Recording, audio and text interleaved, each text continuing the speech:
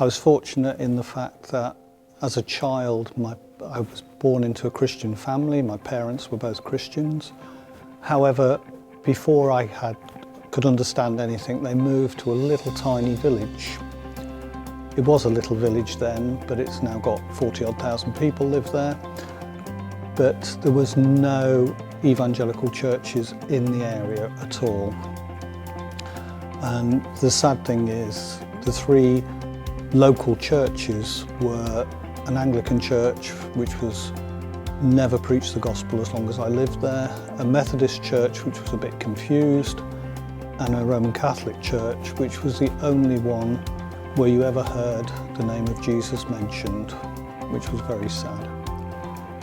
When my sister, I've got an older sister, when she was a teenager, she started to attend a church in the local town, and we followed by a vicarious route several years later. And when I was about 13, the gospel message started to impact on me. But most important trigger of my being saved was I had a very godly Christian form teacher at school who actually, in conversation with one of my best friends, she said something and it made me seriously think that actually Jesus Christ had a real claim on my life. And I came to the realization that I needed to be saved. I became a Christian round about the age of 14. I can't put a date on it, as with many people, where it's a gradual progression into full faith. I was then baptised. We were then going to a local or a Baptist church. I was baptised. Eventually I went off to university, and I must confess, while I was at university, I didn't live the life that I should as a Christian. I could make loads of excuses for that, but basically it was freedom from home, the constraints of home. After 2 years of studying electronic engineering, I decided that definitely wasn't the course of action I wanted for the rest of my life. Most of the work I was involved with, even as an undergraduate, was around defence electronics or offensive electronics, and that really didn't sit comfortably with me.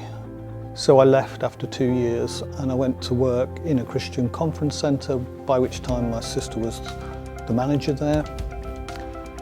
That's where I met my wife Hannah, which sounds very romantic, but we met over a dishwasher.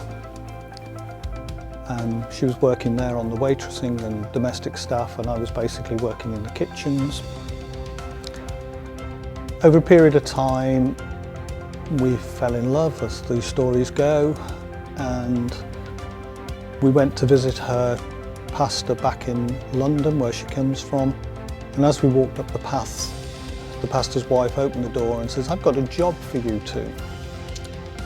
And we said no, because I've been brought up in a village. The idea of living in London didn't appeal. And Hannah had said, "I will never go back to live in London. However, when you say no to the Lord, it doesn't work like that." Neither of us slept for a couple of days, and then we thought we actually need to follow this up. And we then ended up working for a Christian organisation full-time in Balham in London for a few years. And then after that, we moved down to Bournemouth when the area we were living wasn't suitable for children and we were starting to have a family. So they moved us down to London, from London to Bournemouth, and we've been here ever since. We found Moordown our home straight away.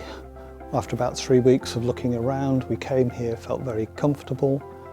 Been here ever since.